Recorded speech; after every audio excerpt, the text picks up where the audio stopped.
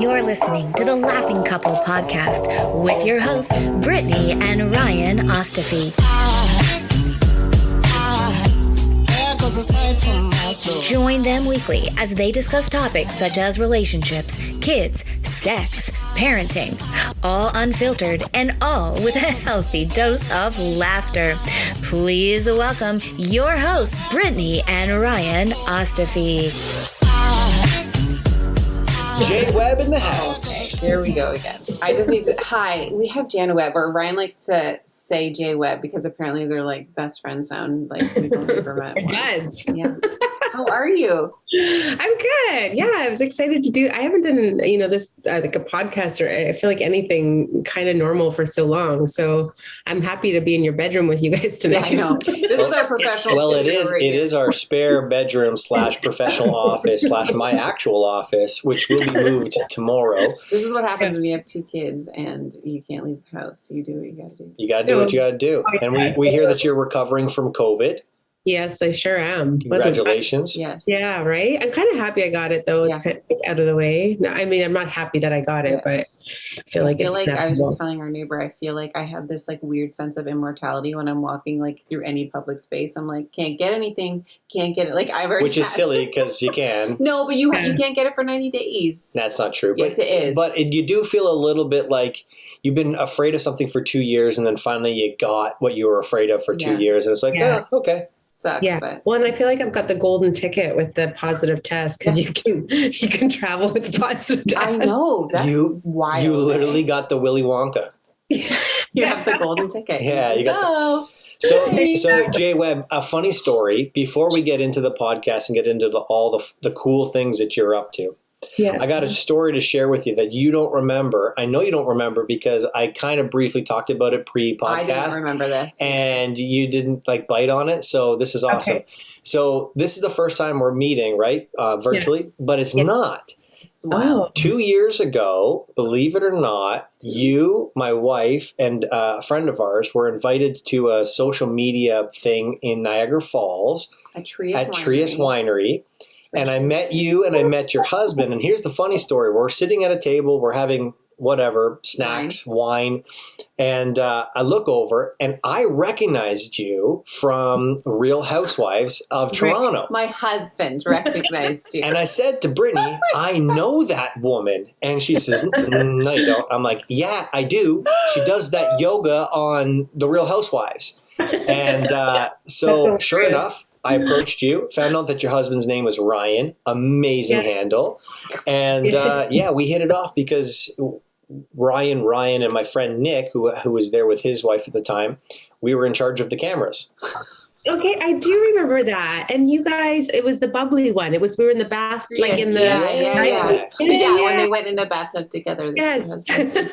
We hit it off and we were like, oh yeah, well, we'll touch base with you. And then we were the assholes that never did. Okay, now here we are. Here we are, full circle. Oh, I love it. Yeah, because you guys, we were like, oh, they're really cool. Like, we'd like to hang out with them. We actually did that because we took a bus there or some commuter van or something.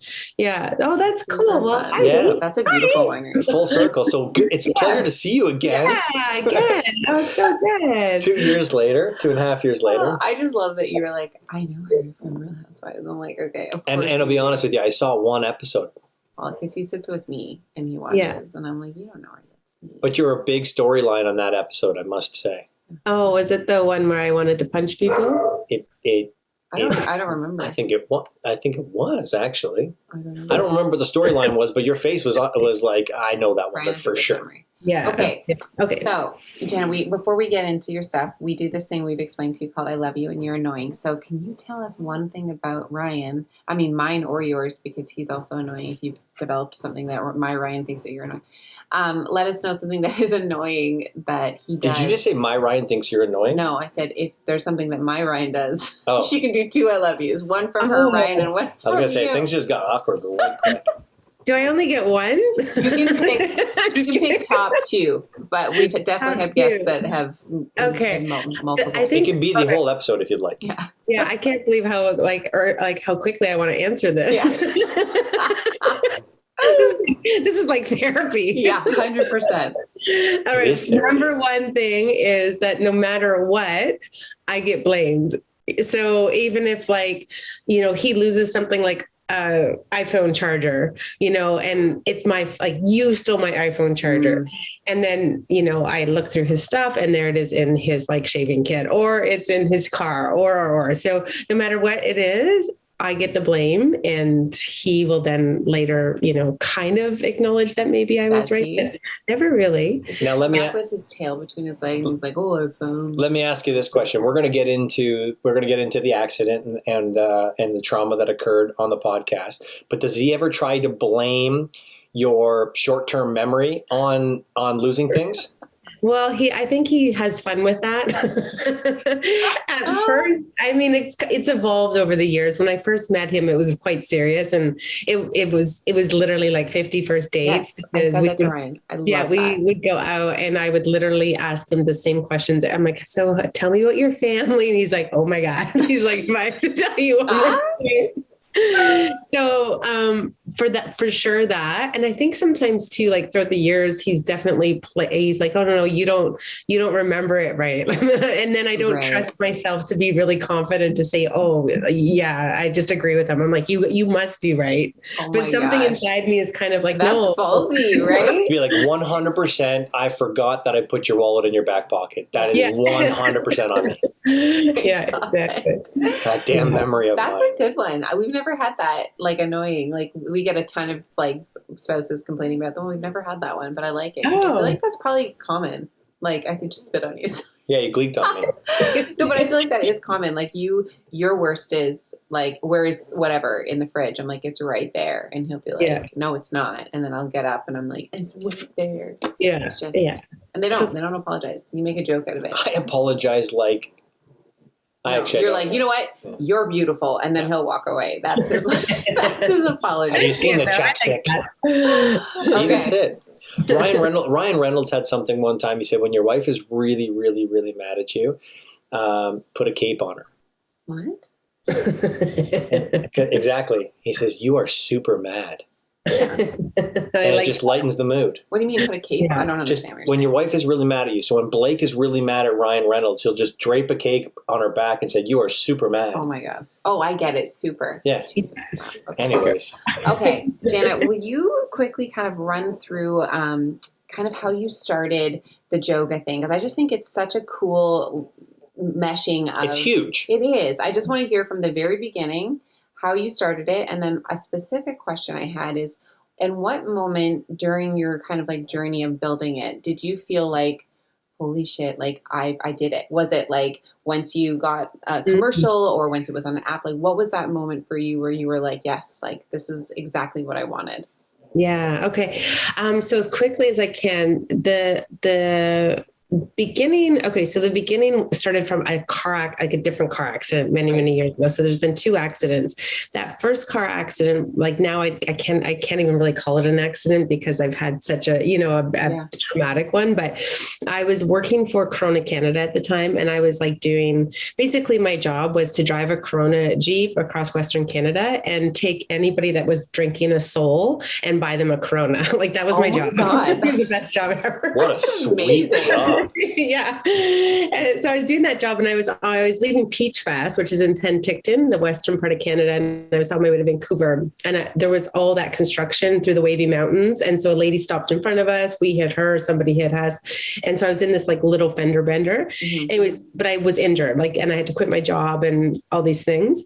I was doing rehab every day. And it was in that moment I was doing rehab, and Oprah was really big at the time. And she was talking about aha moments. Do you remember the aha moments? And I'm like lying there, I don't have a job and like, I can't really move. And I was like, well, this is like not my aha moment. And it was a time for me to kind of collect my thoughts and think about what I really wanted to do. And so I was 24 at the time, and I had always been an athlete growing up. my brothers both played hockey. My sister and I played ringette and volleyball. Like we grew up in that typical small town, Canada atmosphere, right? And we were farmers. So we played sports and we helped my dad on the farm. But my best friend was always a dancer. And I had always thought that I wanted to be a dancer. But like, I just really couldn't do it. Like I have like that, tight hips and whatnot. So at 24, when Oprah was talking about these aha moments, I was like, I want to be a dancer. And so I called my best friend who, when we graduated from high school, she went to the Randolph Academy here in Toronto. And so I had this idea that I wanted to now at 25 years old audition for this school. So I called her and she was living in LA at the time. I was like, hey buddy, I was like, remember that school you went to? I think I'm going to audition. And she's like, oh buddy. she's like, you have to like be talented. Like it's a that's a true friend. That is a true friend to say that to. Oh, you actually have to know how to dance. Yeah, right. Like you either have to know how to dance or sing or act, right? Yeah. And I knew how to do none of those. And so when they asked me to submit my audition, they're like, well, you have to like show us that you can at least do something. And this was like when VHS, like you had to record on VHS, like arcade. It's not as easy as it was today, and mail it and send it and the whole thing. And the only song I knew, because I used to sing it for my grandma and grandpa, was The Rose by Bette Midler. You should just do a sample for us right now. Say love. See, I'm really bad. That is literally in Napoleon Dynamite. That song. It is a river. Doing this. Know it. Yeah, I got you. I love it. So as I send this tape in and they're like, yeah, no, no.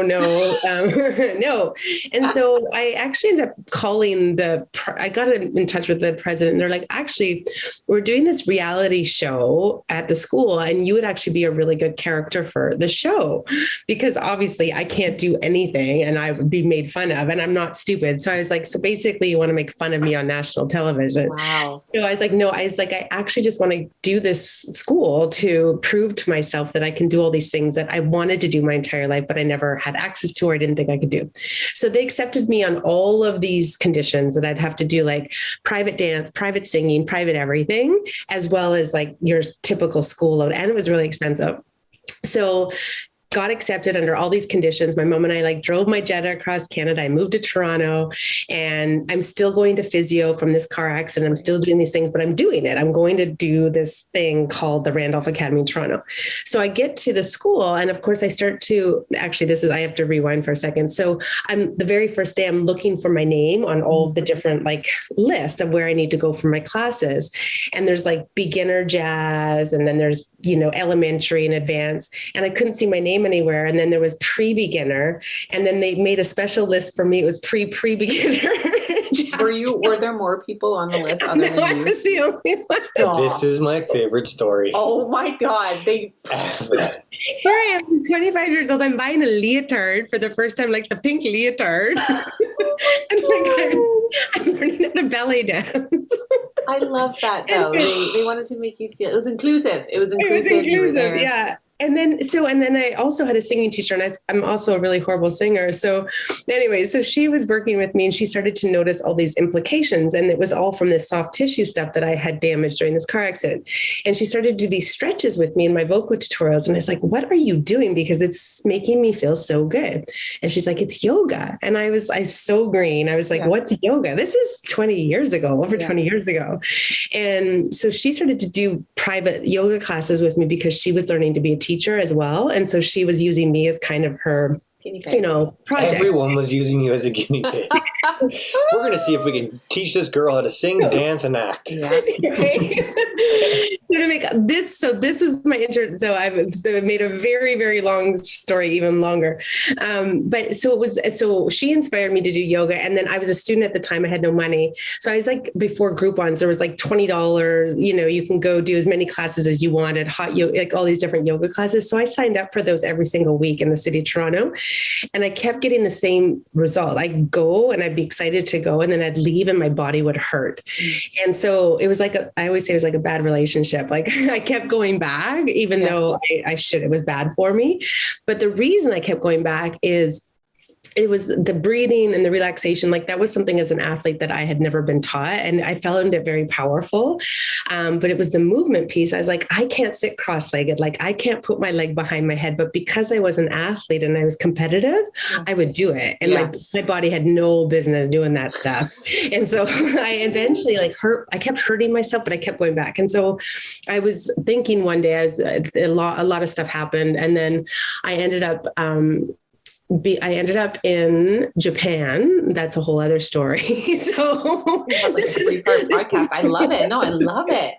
And it was in Japan where I did my teacher training. I found a teacher training course called Ishta Yoga, brought that to Calgary and got a job at a facility, which would now be like a boutique fitness facility. Right. It happened to be owned by a Calgary Stampeder. And I started to do privates with him. And he's like, man, I wish I had done something like this while I was playing professional football. So then the strength coach from the Stampeders got in touch with the studio I was working at the time. I went and did a session for the Stampeders. And again, this is like a long time ago. For those of you who don't know, the Stampeders are a CFL, Canadian Football League. CFL. Mm-hmm. They had no Henry Burris though, because he's a Maryland guy.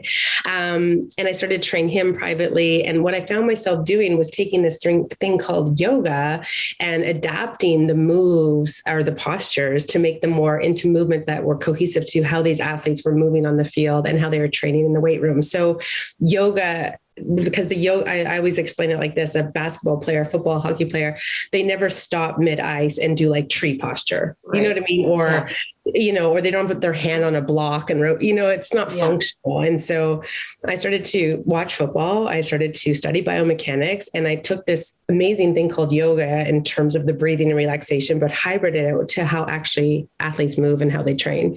And so now all these years later, 15 years later, I've certified now over 850 people in this modality. We're training over 10 NBA teams now and all these NHL guys and all these football guys. And so to answer your question, where did I think it was all working? It was about 6 or 7 years ago. I had gotten my first contract with the Detroit Red Wings. So I was in Detroit training the Red Wings, which was like a dream of mine to do training camp for the Detroit Red Wings because I love Peter Yzerman growing up. I'm a Blackhawk fan, but I won't hold that against you. Yeah. And then I had also one of my coaches up here actually facilitating my certification for me. So I was like, how cool is that? I'm here, she's here doing my training and developing all these new coaches. And at that moment, I was like, oh, this could be scalable. I could actually do this in many cities around the world and maybe even many countries around the world, because it's a thing that's really missing in sport, right? Is that you're like, yeah, that was like, and not even I don't even know if I've made it. It's just that God, every day I'm like, how can I get back? You know what I mean? Yeah. You guys, it's making it. It's just, there's always something next. I think when you have that entrepreneurial spirit, right? It's hard to be in the space of because you're right. We're in a society where we're like, okay, well, what's next? What's next? I need to do more. We try really hard to just kind of be when we do our quarterly check-in, oh my God, we did this, and this, let's give ourselves a little pat on the back, right? It's hard to do that.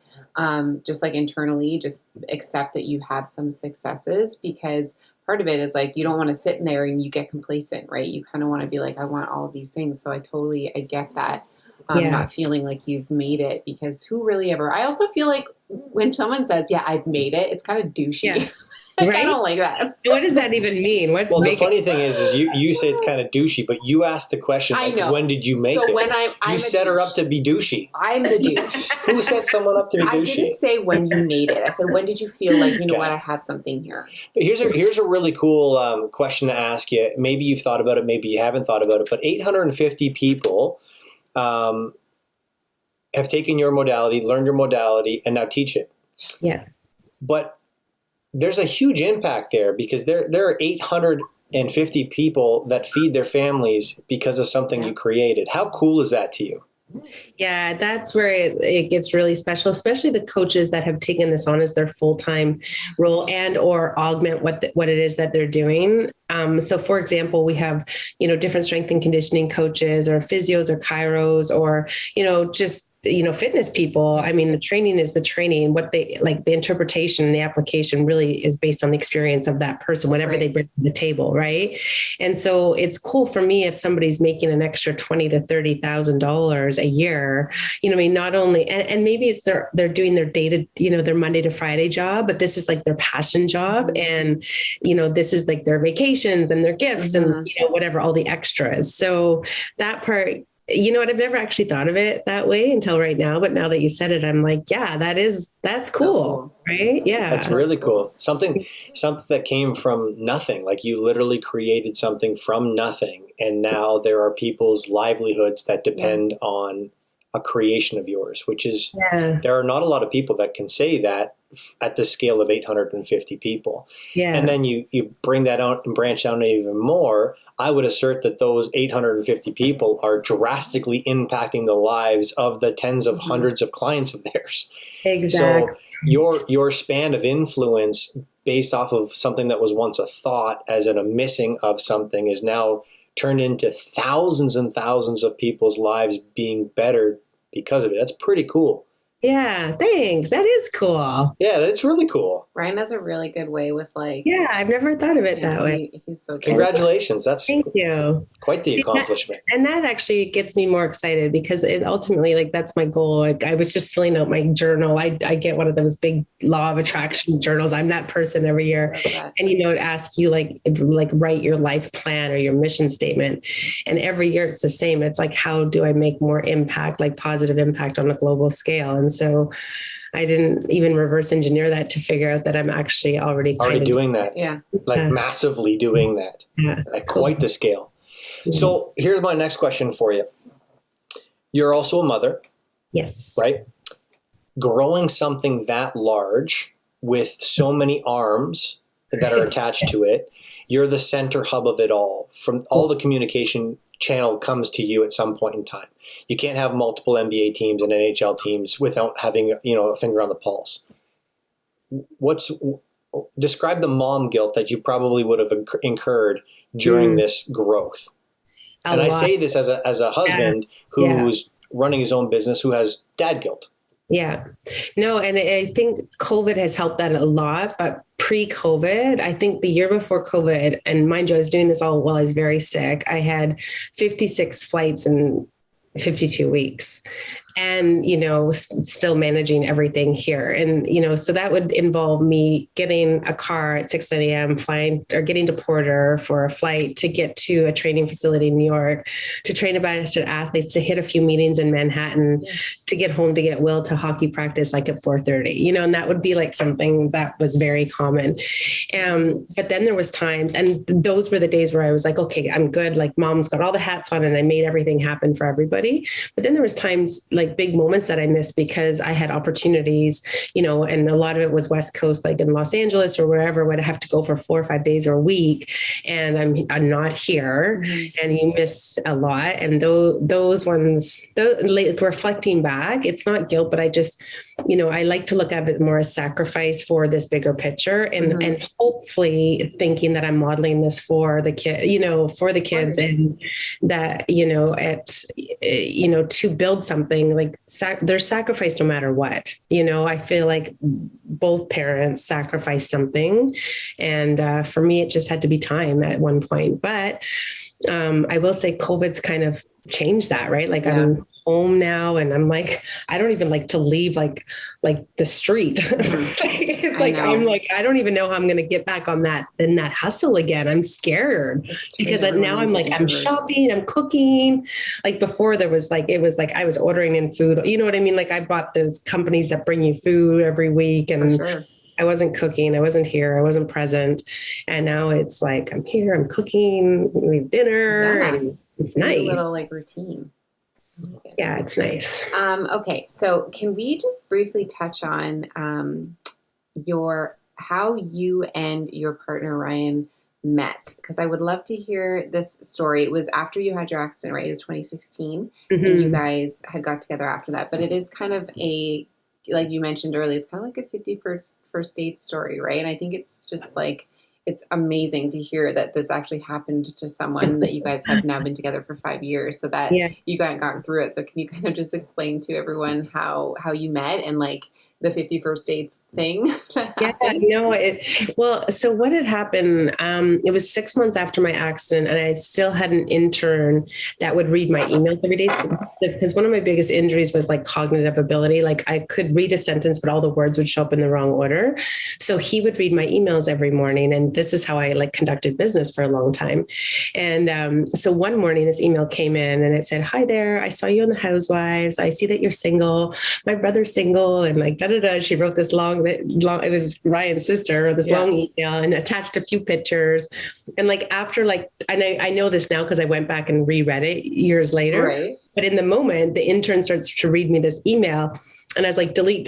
Like, I'm so not in the state of meeting anybody right now. Sure. And so a couple of days later, I get this other email. The intern's like reading my emails, and he's like, "Oh, hey, Jana, it's Ryan. I'm so embarrassed that my sister reached out to you. I've actually met you before. I grew up with your ex-husband." And like, he starts to like list off all these different occasions that we've met. And I'm like, no idea. Still like totally blank, delete. And then, excuse me, he ended up, I think, direct messaging me on Instagram or something. And I responded back, and it was something about meeting for coffee. Like, I don't remember clearly. Yeah. And so part of my rehab was to get out of my house, and because I had broken my back. So I was just trying to walk to the bottom of the street every day and meet a circle of friends, because I went through depression. Like, it was awful. And so I'd go and meet with these friends, get my coffee, sit for 2 hours, and then walk home. And like, that was a big part of my day. And so one day I was sitting there and I was talking to this guy named Jose, and we were talking about doing a fundraiser. His son is disabled, so we're like finding some creative ways to raise money for him. And this guy walks by and Jose says, "Hey, Ryan." And I was like, "Ryan." And I was like, And it kind of started to like ring a bell. And so I kind of looked at him. I was like, "Ryan." And he's like, "Hey, Jana." I was like, and then I was like, "Oh, I know him." Right. I got confused. I was like, "Oh shit." So I was like, "Come have a coffee." And like, I kicked all my friends out, and they were like, it's like, "You guys leave," because I couldn't move that quickly. So it's like, when you it helps that he kind of looks like Superman. Well, yeah, exactly. And he looks like, I think he may have had his uniform on too. Anyway, so he came and sat and had coffee. And then we literally have had coffee every day since that day, but, which is really sweet. But I will say, after that first date, or leading up to that first date, so this is where my memory plays tricks on me, and forgive me because it takes me a while, but I think like up until that first date, he'd probably messaged me about 5 to 6 times and said, "Let's meet for coffee." And I never showed up. So he just kind of had written me off because I kept forgetting. Like, you said, like, "Yes, I will be there." And then you were like, I didn't remember. He's like, "These girls are right up." And he had no idea about my accident or anything. And so then we went on a date like a couple weeks later or something. And actually our very first date, it was funny because I got dressed up for the first time in like a really long time. And, William was going to be at a birthday party. So I dropped him off, and we met at like Joey up at Eau Claire, or not Eau Claire, that's Calgary, whatever that Joey is. And, we were talking, and then all these people came over and wanted my picture. Or they came over and said, "Can you take a picture?" And he thought it was about him. And so and they're like, no, we want a picture of her. Because he was in the firefighter calendar. Oh my God. He was like, "Yes, I am month July." Should I leave my shirt on or take it off? Yeah, exactly. And so all these people were coming up and taking selfies. And so the show had just come out, and I had even forgotten that I'd done the damn show. So it was like, I was so confused. I was like, why do all these people want my picture? Like, it was the weirdest thing. Oh my God. And then it's like, right. I was like, "Yeah, I did this show." And he's like, "What do you mean you did this show?" And I was like, "Well, it's this show called The Real Housewives." And he's like, "What?" And so this is like our first date. And then it gets even better. Then we go to get up to leave our date. And like, I just stand at the top of the stairs and I just stare at them. And he's like, "Oh, great. Like, now I've got this like weird chick who's like know, and because my back was broken, like I couldn't actually walk down the stairs.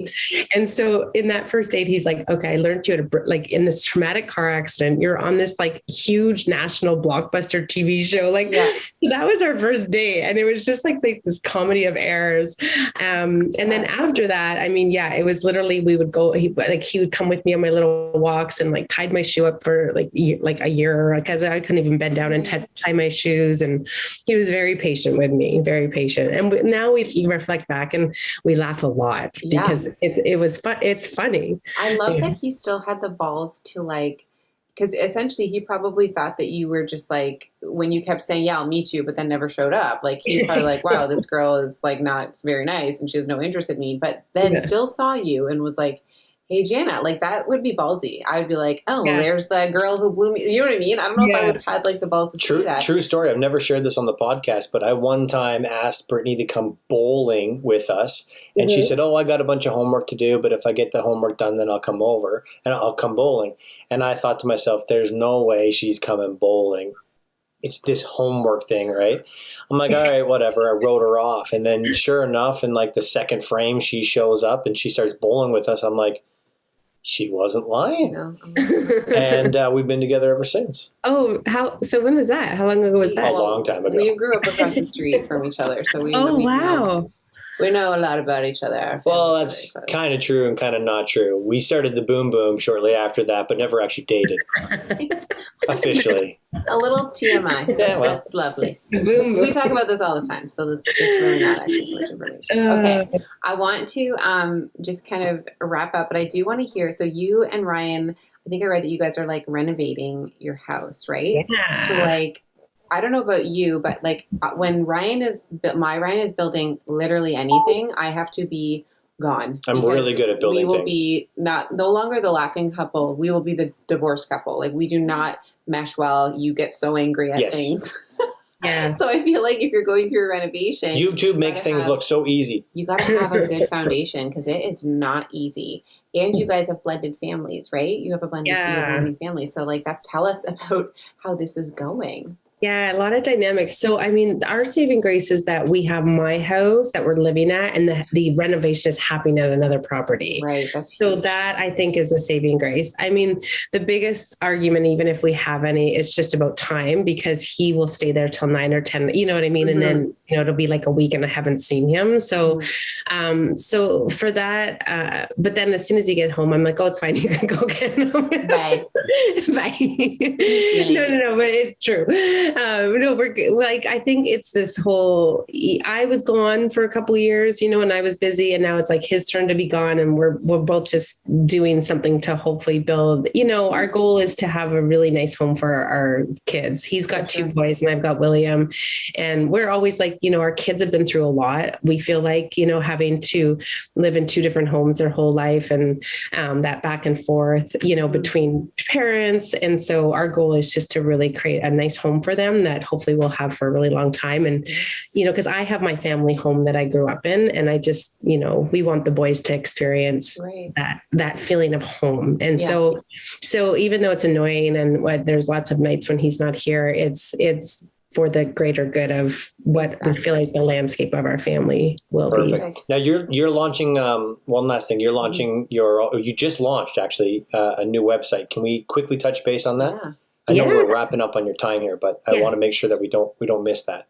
Yeah, no. So it's my name, janawebb.ca, but, the work behind building this new brand was just about creating a platform outside of Joga, because Joga is really nerdy and sciencey and like sexy because I get to work with pro athletes and all these different cool things.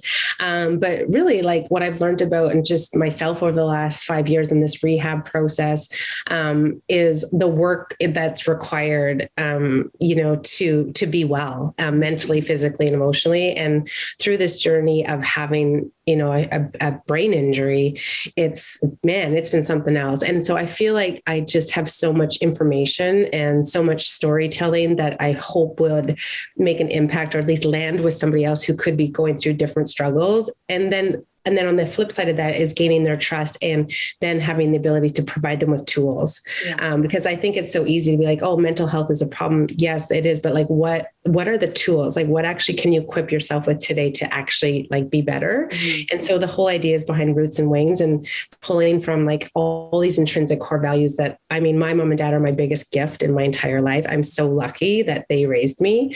We had a very simple life. I grew up on a farm. Like, it's like that, you know, that upbringing, but they're like, they're always just like teaching us like these morals, and then being like, go do whatever you want, you know, and like, they never gave us any kind of boundaries or they didn't even tell me like what to do. It was just kind of like, we did our job, we raised you, and now here you go. Like, here's your wings and go. And so that's where the whole idea of Roots and Wings came from. It's almost like this legacy for my mom and dad. I just feel like they're such good parents, and I just want all of their lessons to be shared throughout. Now, I don't know your parents, but I could tell that your parents are wonderful people, especially your mom, because your mom probably knows you better than anyone.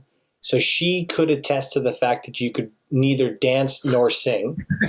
And she got in a car and drove across the country with you to go to an academy that is for dancing and singing without even attempting to crush your dreams. She was like, I will let somebody else. That woman is a saint. Yeah, totally. Because I'll tell you right now, my sister Laura attempted to play basketball one year. She was a volleyball player and a baseball player, and very talented at both of those.